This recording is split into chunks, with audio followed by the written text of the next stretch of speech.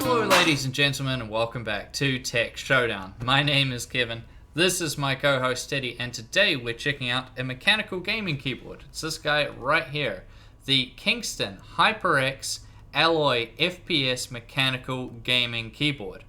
And let's jump right into it then with the design. So the first thing you'll notice is that this is a pretty minimalistic quite design to it, with these kind of basic black looks that we've seen from Ducky and other companies quite a bit. So it's definitely not going to stand out too much. It's also quite a compact design, especially if you look at sort of the top and the bottom. There's not much of like a forehead or a chin to it, so that's going to be good for some people who don't have much desk space or anything like that. They just want a sort of smaller full-length keyboard, but don't want maybe a big wrist rest or a big top to it. So it's going to be good for those people. Now it has an aluminium faceplate, as the name suggests, or the alloy, but the whole thing is an alloy because all the bottom and back is all plastic, fantastic. So some people might be a bit disappointed there, but I mean it's still got alloy on the top, so that's good. It's got a braided USB cable, which is pretty nice there, and it's got a USB charging port, so like a USB pass-through. Now you can't run your mouse through this, your gaming mouse. It's just for charging only, so you can plug your phone in there or a tablet or something like that and charge it off it, so that's quite cool, but it's a little bit limiting there. In terms of how it sits up, the stands are very, very good. There's a really nice angle to it, and they sit really nicely, and it's quite comfortable to use once you get used to it. So let's talk about the keys then, because that's important. So which mechanical switch they come with? Well, they're coming with Cherry MX Blue switches, which if you know me and you watch this channel a bit, you'll know that's my favorite switch. So Cherry MX switches are the best. They're made in Germany. Don't let anybody tell you differently. They're very, very good, and they're my favorite. I've tested pretty much every switch there is, and yeah, they're still my favorite after all this time. They're just very, very good, and the blues are fantastic. They're quite loud, so be aware of that, but they're really, really nice to use, very clicky. I like the tactile feedback you get from them. They're just a very good keyboard. So for typing on and for gaming, it was absolutely fantastic. I had no issues with it at all. The keycaps are also very good. They've got a nice feel to them, and they're just very tight. There's not much like wobble to them, so that's really good too. So I really liked that, especially when you're gaming. Using the WASD keys, you do tend to notice it a little bit if they're quite wobbly. So that was nice. The layout is pretty standard. There's no dedicated macro or media keys, which some people might have an issue with. I personally, that doesn't bother me because I don't use them. Even if the keyboard has them, I always forget to use them.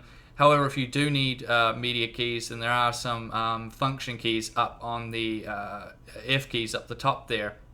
So you can still use them if you're someone who's really used to using dedicated media keys. I suppose that's like the next best thing.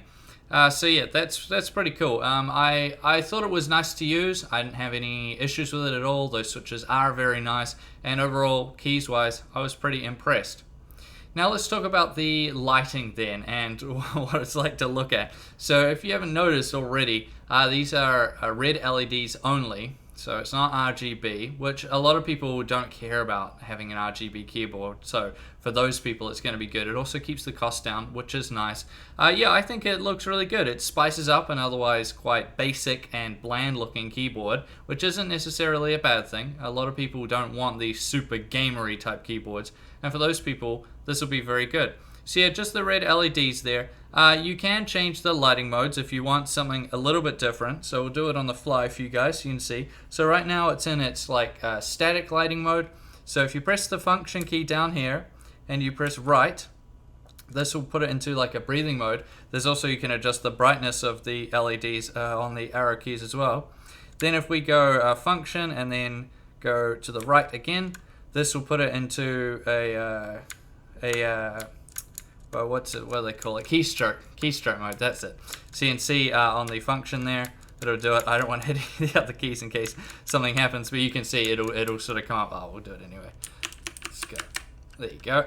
Did I mess anything up? Nope, we're still fine. Alright, so let's go across again. And this is a ripple mode, I believe. Yep. So this is the nice ripple mode. You probably won't use this at home, but I don't know, you can if you want. Then if we go across again, this is like a wave mode. So that looks quite nice. This one you might want to use. It makes it look a little bit more flashy. And then finally we have this custom mode. So that just illuminates the WASD keys and the numbers over there. This will be for your FPS player that really likes to see them or just needs to see them. And that's all. Personally, I would probably just leave it in static mode, as I think that looks the best. But that's just me personally. Which brings us now to the conclusion, and what do I make of the Kingston HyperX Alloy FPS mechanical gaming keyboard? So if you want to buy this in New Zealand right now at Playtech, it's going to set you back 199 New Zealand dollars. And that's quite a bit of money for what you actually get, because it is quite a basic design that you're getting with this keyboard. As I said before, not necessarily a bad thing, but in terms of pure value, that's quite a bit of money for a quite a basic keyboard. However, it does come with very, very good switches, the Cherry MX Blues. I really like them. They're very, very good. I don't think you would be disappointed with them. They are my favorite, but other people like, Cherry MX Browns better or Cherry MX Reds. It's all up to personal taste. You should go into your local computer store and try out a bunch of keyboards with a bunch of different Cherry MX switches and find which one you like the most, because that's what I did before I bought my first mechanical gaming keyboard. Lighting wise, yeah, it looks pretty good. I didn't really have any issues with it. There's only a few lighting modes, but hey, it's still good enough. If you're someone that wants a really flashy keyboard, you're going to get an RGB one anyway, so that's not really the end of the world. But yeah, here in New Zealand, I just think it costs too much for what you get. You could go out and get a Ducky 1 keyboard and it would cost less. And I don't think you're losing anything from going to the Ducky 1 from this guy. So I would put it this way. It is a good keyboard, and where you live, the pricing may be different. But I would look around first and make sure that there's no other options. Well, that makes it sound really bad. But you know what I mean. Check for other options first. That's what I'm trying to say. Because there are other keyboards at a similar price point, or probably less, depending on where you live, that will do just the same and be just as good for less money. So that's basically how I would put it. The keyboard itself is solid, and if it came down in price, it would be very, very competitive then. But right now, where I live in New Zealand, it's just a bit too expensive. Now, I thank you all for watching this video. Please subscribe to my channel, Tech Showdown, if you haven't already, and like the video. And as always, I'll see you guys next time.